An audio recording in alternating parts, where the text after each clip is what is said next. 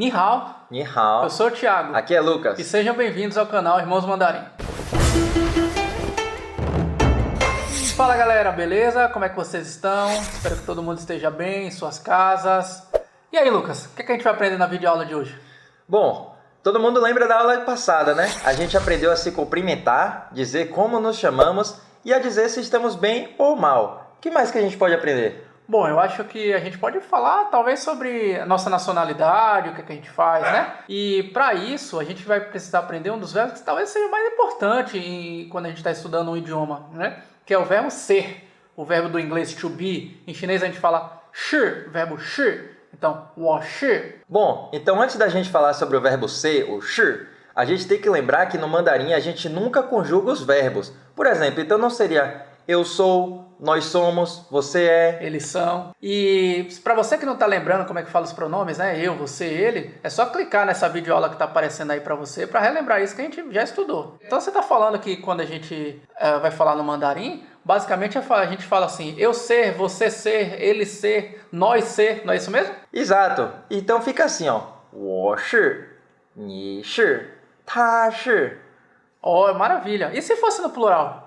Bom, no plural, aquela partícula que a gente comentou na última aula, né? Adicionou man. Então seria 我们是, 你们是, 他们是. Então, para vocês que estão vendo aí, fica parecendo assim, que está falando como se fosse um índio, né? Digamos assim, um homem das cavernas.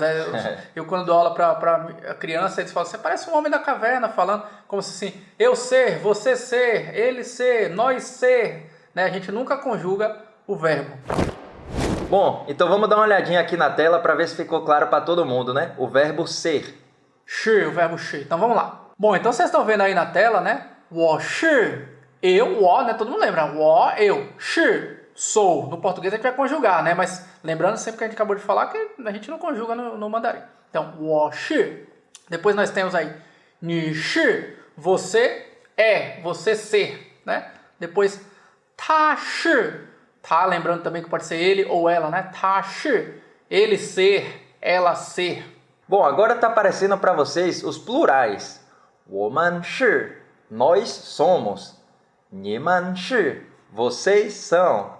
他们是 eles ou elas são. Lembrando aí, o pessoal que está vendo aí na tela, fala, no Hanzi, né, na escrita, muda um pouquinho o ele e o ela, né? Mas a conjugação nunca... A parte esquerda do caractere muda, né? Isso, exatamente. Então é isso, então eu já sei dizer que eu sou. Mas o que eu sou? 你是巴西人. Quê? 你是巴西人.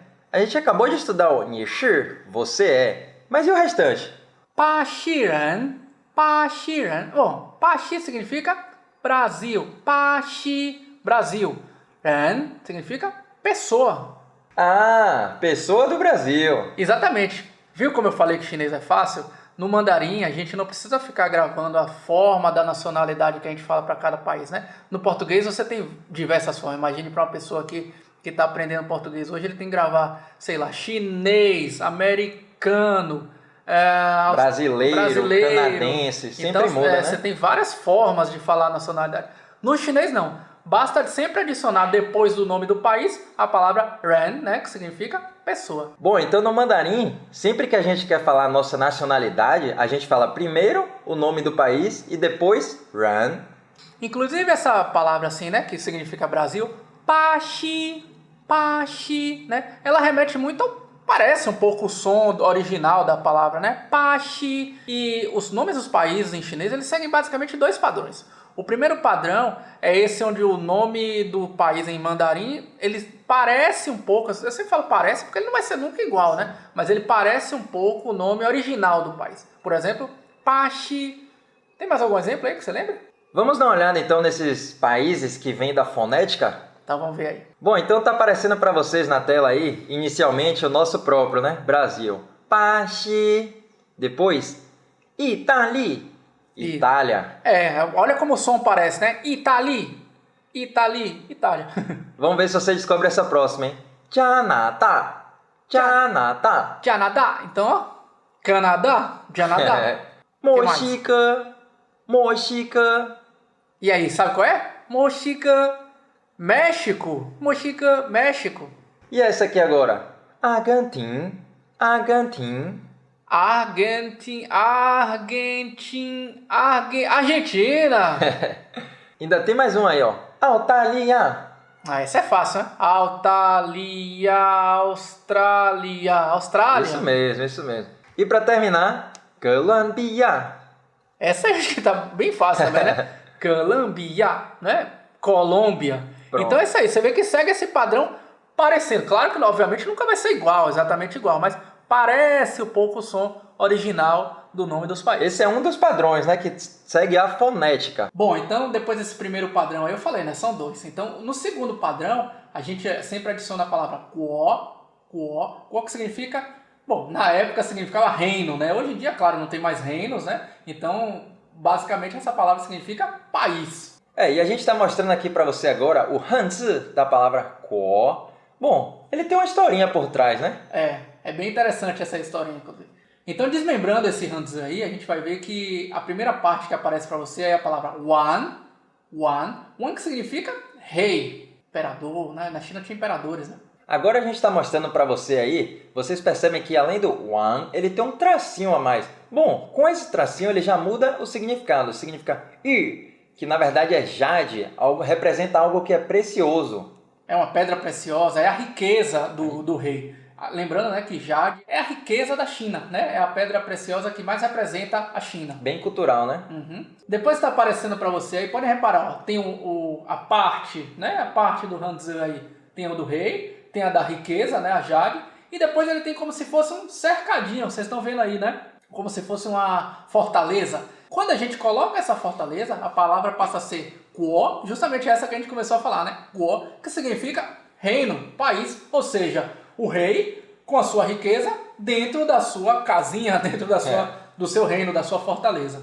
É interessante essa mesmo, né? Vamos dar uma olhada então nos países que tem esse padrão, quo. A primeira que está aparecendo aí para vocês é Zhongguo, significa China. China, o nome do país China. A segunda é Meiguo.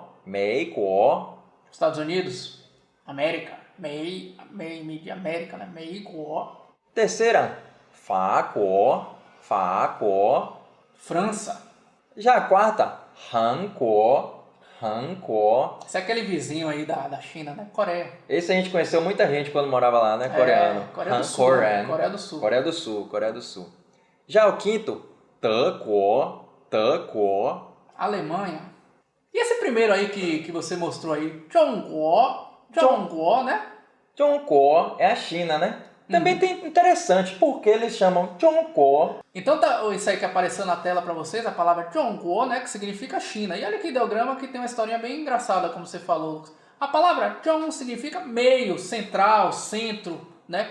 Porque o nome China do país é um nome ocidental.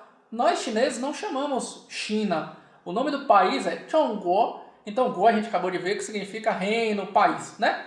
País central, país do meio. Assim, falando no bom sentido, né? O chinês chama o nome do seu país como se fosse Zhongguo, país do meio. Zhongguo, país do meio, país central. No bom sentido, né? 你是中国人吗? Ma eu lembro, né? Ma a gente viu na aula passada que é sempre que você está fazendo uma pergunta. 你是中国人吗? Ah, tá. Você está me perguntando se eu sou chinês? 你是中国人吗? 我不是中国人。你是巴西人吗？我是巴西人。我也是巴西人。我也是巴西人。Reparem, o que é o ye? Ye. Tá aparecendo aí na tela para vocês. O ye significa também. 我也是巴西人。 Primeiro eu falei que eu sou brasileiro, você complementou. Eu também sou brasileiro. 我也. Isso, exatamente.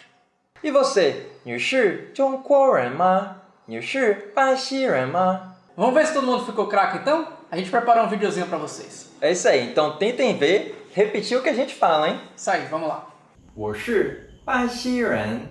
我是中国人。我是美国人。我是智利人。我是加拿大人。我是法国人。Então por hoje é só, pessoal. Viu como se apresentar e falar sobre sua nacionalidade não é tão difícil no mandarim? Se você ficou com alguma dúvida ou ficou curioso sobre algum país, escreve aí pra gente nos comentários aí que a gente tira essa dúvida pra vocês. E aí, gostou da aula? Bom, o que a gente sempre fala é que a gente tem que praticar, né? Então, se vocês entenderam o que a gente acabou de fazer nos videozinhos, pratiquem, falem também. 我是巴西人. Bom, então se gostou, se inscreve no nosso canal, compartilha com os amigos, hein? Aprender com outra pessoa sempre é muito mais fácil. É isso aí, pessoal. 谢谢. 再见! 再见.